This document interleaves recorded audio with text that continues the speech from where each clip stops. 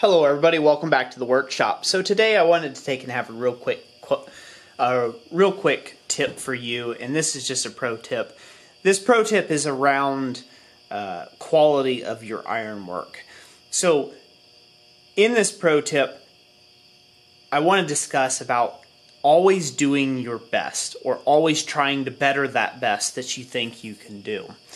This piece here that I got laying on the table, this was just a sample piece that I was trying to play around with some different ideals on, and this will never go in on actually any sort of project. This is just going to go to the scrap pile. And the reason for that being is it's fairly low quality ironwork. This is a low quality item for my shop.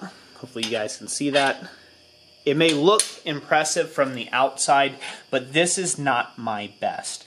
There's a lot of things that didn't go right with it, a lot of things I'll do different on the next one, and it was a complete learning experience. And so even when you get to a level where, say you've been doing it for 20 or 30 years, you should always be trying to better your best. So how do you do that? Here's the big question of the day. How do you do that? How do you better your best? The easiest way to take a better your best is to look at your work with open and honest eyes and honestly critique yourself. Now, I'm not saying be mean to yourself. I'm not saying take somebody else's advice on yourself. I'm saying look at it and say, if I would have spent an extra couple minutes there, if I wouldn't have brought that punch in too close to that, that wouldn't have happened. If I wouldn't have missed that one hammer blow, looky there, that wouldn't happen. Maybe it was a time crunch. This whole thing got forged in less than an hour. It was about a 30-minute job. I made a YouTube video around it just to show what is possible within a fairly short amount of time. And this is just an example. Again, this is an example of where I can look at it myself, and it is where an untrained eye might say, looks gorgeous, looks great, man, I'd put that on anything. I can look at it and say, that's not my best ironwork ever. And so therefore, that is me bettering my best. This isn't my best at all. But looking at it in that way will allow me to make some of my best ironwork that I've ever done in my entire life.